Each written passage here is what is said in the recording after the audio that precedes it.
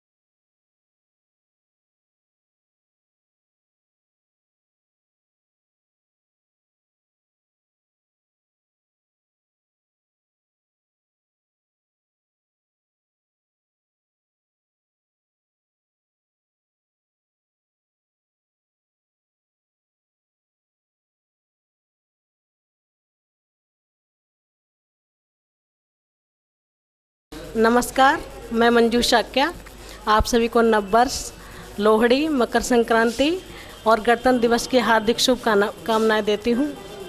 नववर्ष नवांकुर नव बंधन करते हम तेरा अभिनंदन। नववर्ष नवांकुर नव बंधन करते हम तेरा अभिनंदन।